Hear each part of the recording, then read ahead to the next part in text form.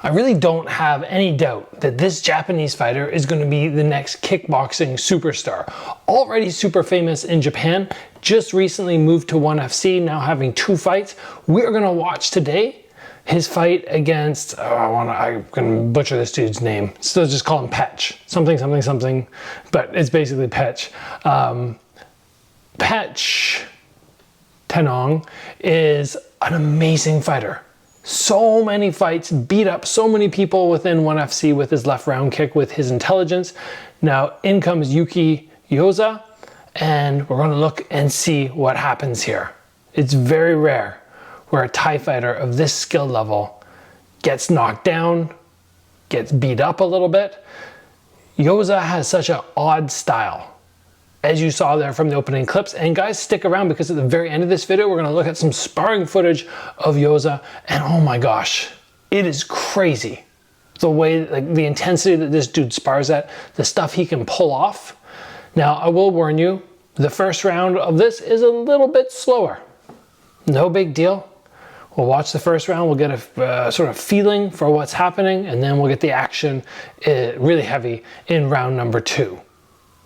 Very often when I commentate these fights for you, I don't watch them beforehand, but this one I did watch a couple weeks ago because I was so curious how it was going to play out, because both these guys are at my weight class. While we're watching this slow paced round, I want to give a shout out to XMartial for being an awesome sponsor of this channel. I have a link down below. You can use my promo code when you get to their website, Gabriel Varga, and save yourself 10%. So right now it's really just this chess match, back and forward. Look at that, even the ref is saying, like, we gotta go a little faster. But neither guy wants to open up too much, because I think they both know how dangerous the other is. And I checked out Yoza's fight record before. He's had 2 losses in his whole pro career, which is like 30 fights. One by majority decision, one by split decision. And that's it. And this guy is gonna be a lot of trouble, especially with the calf kicks, which he brings to his fights. And then on top of that, his speed, and look at his stance switching ability. He will go from orthodox to southpaw based on his opponent and can make adjustments like it's no big deal. But as I warned you, first round, a little bit slower. I'm looking forward to jumping into round number 2, where we can really see him start to unleash more of his skill set. He keeps the high guard. Look at that. He went to one of those little cross guards there for a split second. Really good on the inside, forcing that in tight range. And then from there, from other fights I've watched, still getting damage done from that tight zone. Using that rear front kick, because he switches to southpaw, using that rear front kick very well. And the most important thing that he is doing, I was just going to say, is shutting down the knees and round kicks of his Thai opponent. So here we go into round number 2. And quick pause, guys. I just want to mention that my Strike Ready course, movement, where we focus on footwork, balance, and range, has early bird pricing right now. That is going to disappear very soon. If you're wanting to up your overall skills, jump on that course. We're going to have 5 weeks. Videos dropping at the beginning of each week, and 3 live calls, I believe, which you're welcome to join or watch back after. Okay, let's get back into this fight. Here we go. The guard of Yoza is always switching. Tight, then lets the arms move out, then jams the distance, wraps up the arms, sometimes goes to that cross guard. Here we go, bringing some more pressure now. Good calf kick there. See, he just throws a calf kick right after, no matter what. His conditioning of his foot must be crazy, because if you catch the wrong area when you throw a calf kick, you can damage your own foot. Good check. It's just almost like his counter response. As soon as something hits him, he just calf kicks. And I don't care how tough you are to the legs, taking a calf kick is different than a thigh kick. He's good at making it an uglier fight, because trying to beat Petch Tenong, whoa, there we go. I think it was just more an off balance, but still unpleasant. But trying to beat Pechenong with like a, at this distance right here, kick for kick, it's going to be very hard. But he's scrappy, look at that. Fires back every time.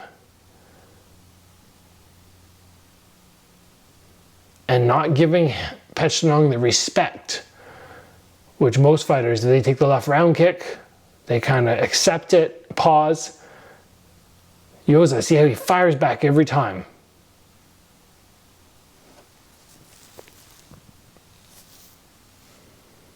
Just outworking him even on a sort of pace and volume.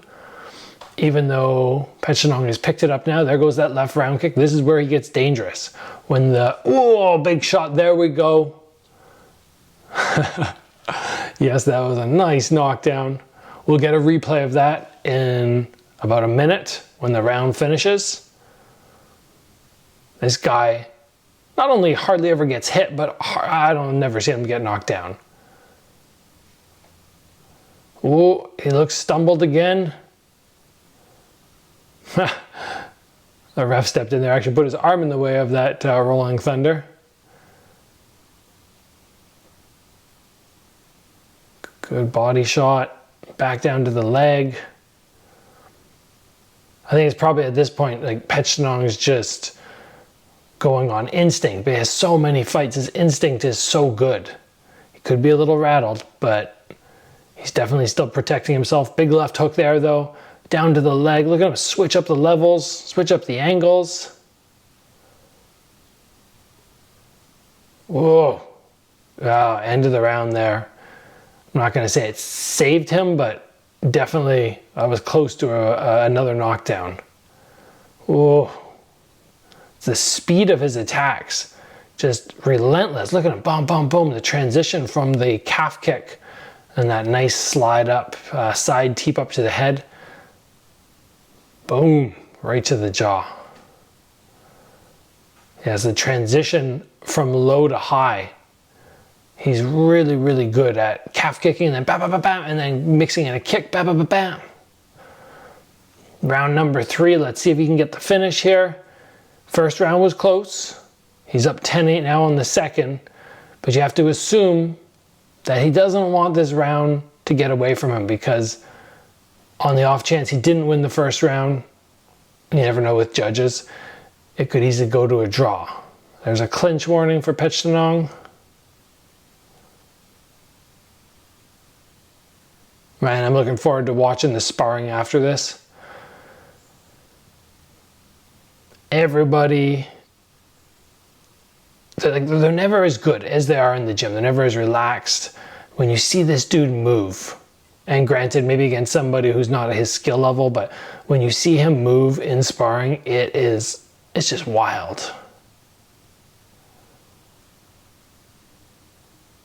And he definitely didn't just pop on the scene from nowhere, right? I mean, you look at his record, you look at his experience through K1, but it's hard, honestly, to keep up with all the fighters in the world for me, because I watch MMA, I watch boxing, I watch Muay Thai, I watch kickboxing.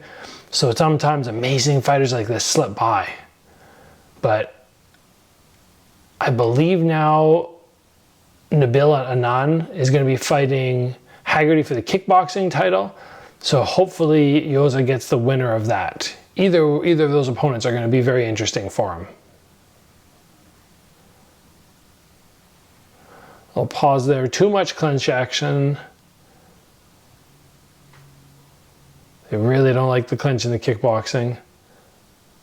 That might have been the last warning.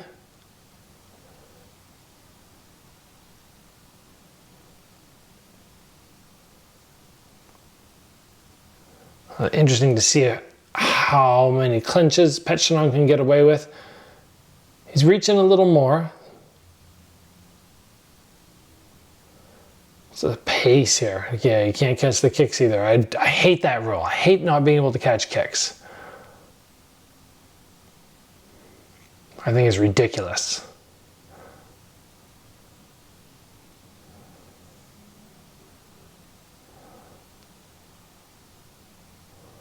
The problem, oh, nice side kick.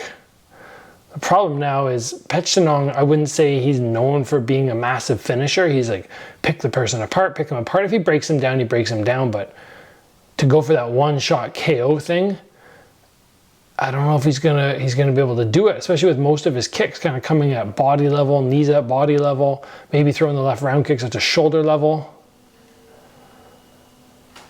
There's a warning, too much clinch. Are they gonna take a point? If they take a point, it's 100% Petchnong not winning. There's no way he can come back from that.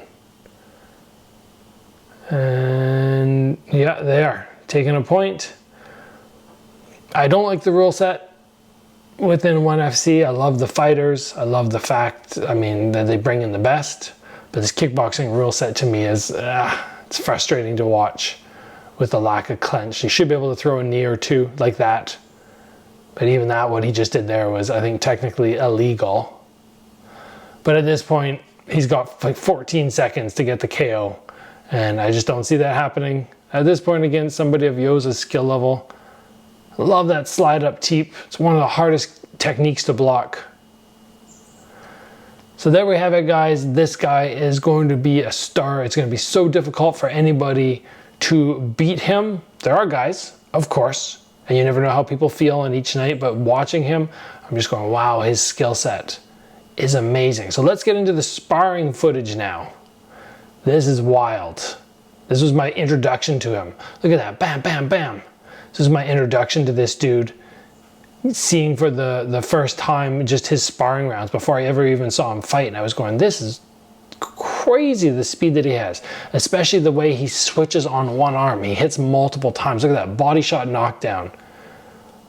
Switching stances, throwing spinning techniques. Look at that assault on the hands. I mean, they're sparring way harder than I like. Especially given the fact that this dude in the red headgear is already being concussed at this point. For sure. Oh, knee up the middle. That jab snapped his head. It's like, how many of these are potential concussions? Let's count. Just from this point here. Good body shot. That was a big cross. Big left hook. Maybe 2 or 3 to the head there, which were pretty heavy. That one clipped, but it still wasn't good. Ah, jeez.